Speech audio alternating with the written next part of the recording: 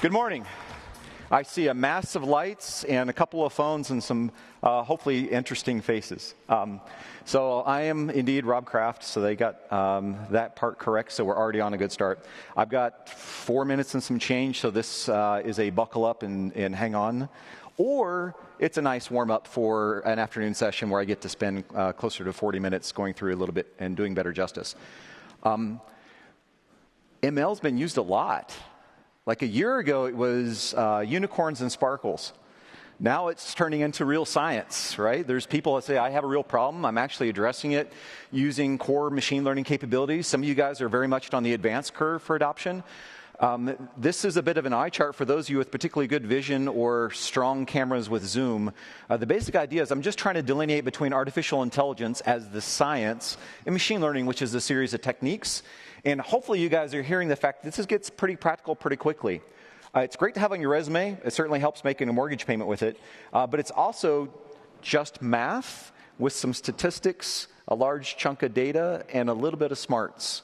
So for those of you that are hiring people, don't get too excited, but still know that the talent's really hard to find.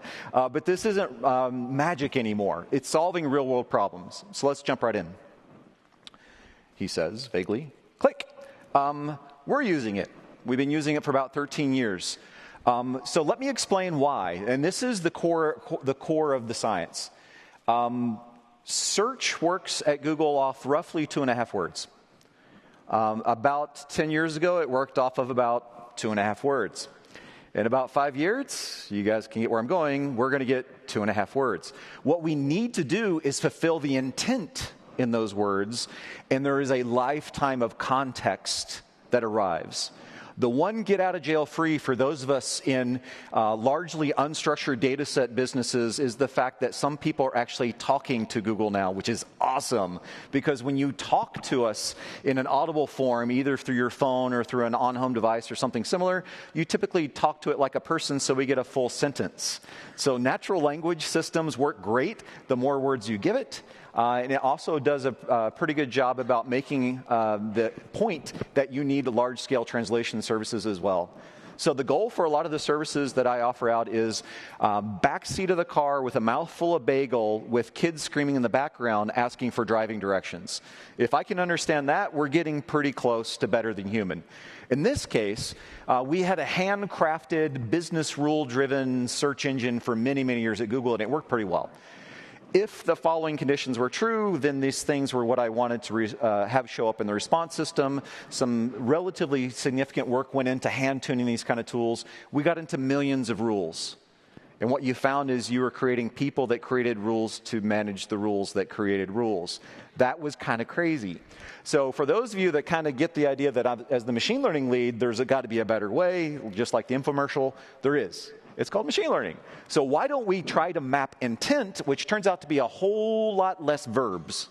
There's a much fewer set of things that you actually want to get done if you understand the context for the interaction with your system.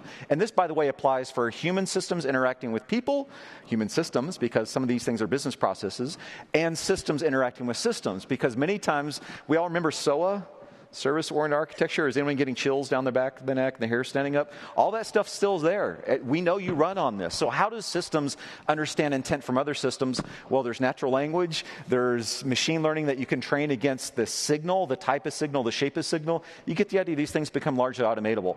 For us, the largest single improvement we'd seen in many years when we flipped over from writing hand-created rules to machine learning-generated system.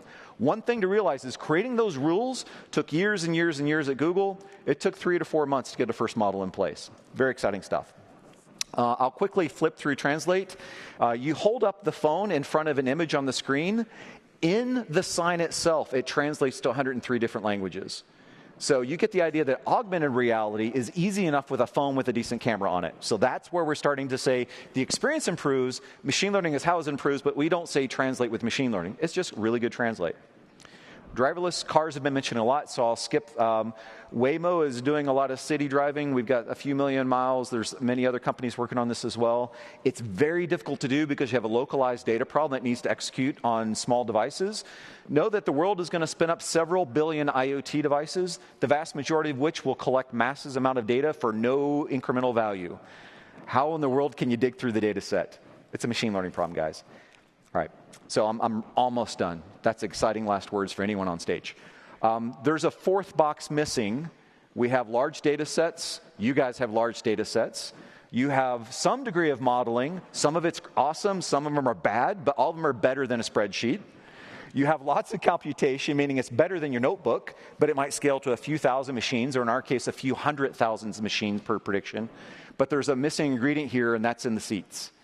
Talent, skill set, and adoption curve on tooling is the critical function from getting us away from unicorns and sparkles into real business problem cases. Largely, the tool set for machine learning has been moribund for 20, 30 years in cases. We're tipping. We're getting to the point where now we can have a gamut of offerings. Far left, the previous speaker, a couple of speakers earlier mentioned TensorFlow, open source. If you're a machine learning scientist, you want to advance the art, start here, roll your own, contribute code, go nuts. Next stage up is I want a fully automated infrastructure that does everything for me, including, for those in the room that know what this is, hyperparameterization tuning. It is the darkest of dark arts, second maybe only to debugging a neural network, and that's roughly left to people who have no friends. For the people who do hyperparameterization searching, you have a couple of friends, but you don't make eye contact. So it's that end of the curve. On the far right side is you're aware machine learning exists, and you just want to know what the hell someone's trying to say to you. What language is it in? What's in the picture? How many cats are there? Because we all know it is a cat photo, right? Because that's what the internet runs on. Well, your own business doesn't run on this stuff. So taking unstructured data into structured insights is the far right.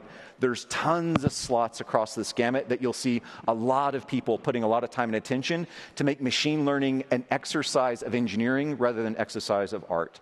So last pitch. There's a big sparkly brain on pretty much all my slides. It beats the Terminator logo or Skynet jokes. So machine learning main session keynote is now. You are here.